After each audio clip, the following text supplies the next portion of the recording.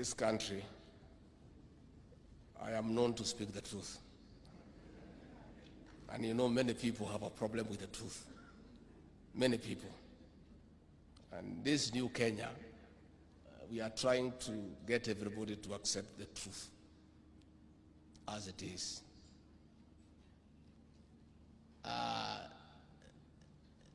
The unprovoked and unwarranted attack on the US ambassador to Kenya, Meg Whitman,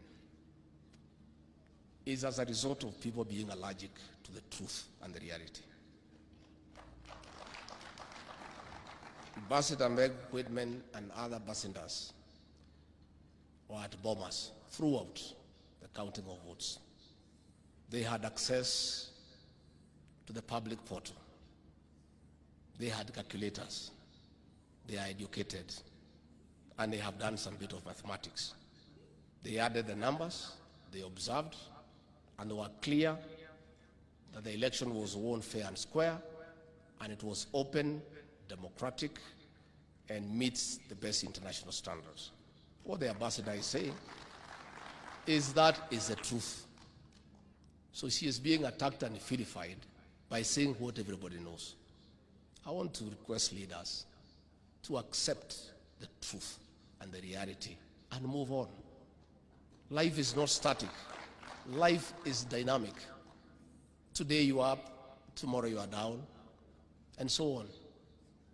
Again, I want to request our leaders to exercise patriotism to their motherland. President William RUTO inherited a difficult situation. I said in Kasarani on the inauguration day on the 13th of September last year, and some people thought I'm mischievous, and they thought probably I'm mannerless to say the truth in front of visitors. And I said the kind of economy we had inherited, and the coffers were empty, and in our stores even rats had disappeared because there was nothing to eat. And the president has embarked on a very difficult journey of the economic transformation of this great republic. Along the way, we have found good friends. Ambassador Meg Whitman, in a record time, has increased the volume of trade between Kenya and the United States, that as I speak today, the United States of America is Kenya's largest trading partner in the world. She has taken time to sit with the president, to sit with me, to sit with our cabinet ministers, to unlock business opportunities and to bring investors from America. What she deserves is commendation, not vilification for being truthful. I want to urge Ambassador Meg to ignore the noises and acclimatize to the Kenyan way of doing things. Perennial complaints year after year. She should stay focused and go on with her work. I want to say that we need also to be respectful to our development partners. You cannot speak in a public forum before national television and say that you have the capacity to recall an ambassador from the United States accredited to this country by the American government. It's simply being mischievous. As a private citizen, how would you recall an ambassador? You cannot even transfer an assistant chief in your local sublocation. You know, it's part of the denial syndrome. You know what was happening during the handshake regime? It's something that happened that nobody can comprehend. That cabinet ministers were being told to go and brief a private citizen on what is happening in government. Principal secretaries were being told to go and brief a private citizen on the workings of government. The CS National Treasury was being told to go and brief a private citizen about the budget. That is why that private citizen thinks he can recall the American ambassador to go back to the country. That situation is over. We have a government in place. Please just take up your rightful role and oversight the government, because That is your role. Again, I want to say that the hardship team, after destroying the economy of this country, gave President RUTO no chance because they knew it was almost impossible to turn around the country. In a record 1 year, President William RUTO, through pragmatic leadership, continuous engagement, agreeing to be advised, having a very competent economic council, has done the unthinkable.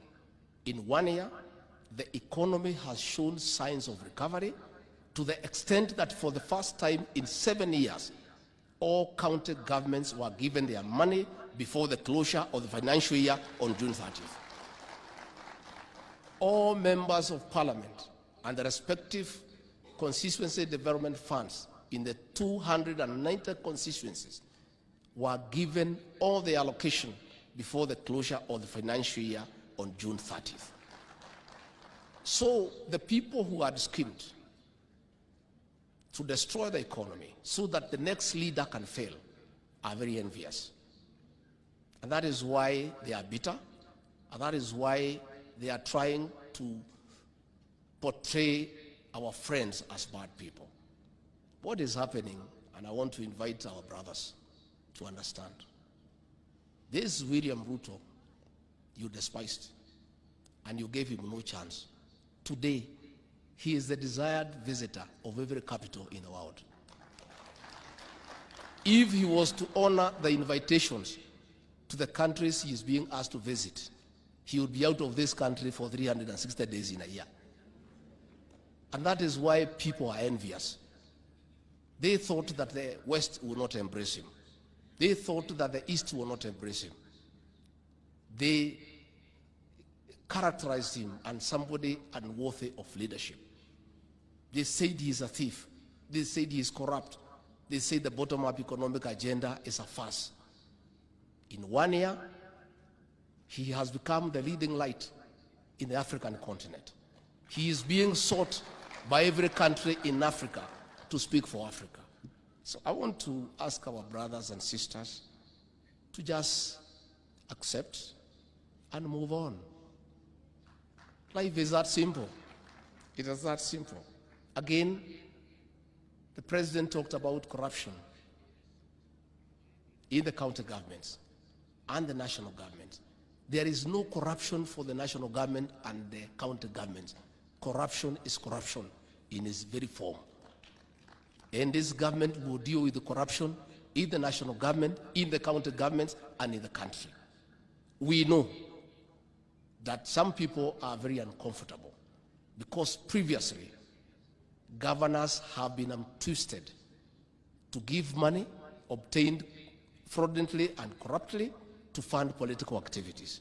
With this new war on corruption in the county governments, it is no longer going to be possible to coerce governors from your coalition to give you money for politics. That is a problem. That is a problem. So we understand where they are coming from. We feel you. We feel you. We know you are in a difficult situation. Finally, I want to say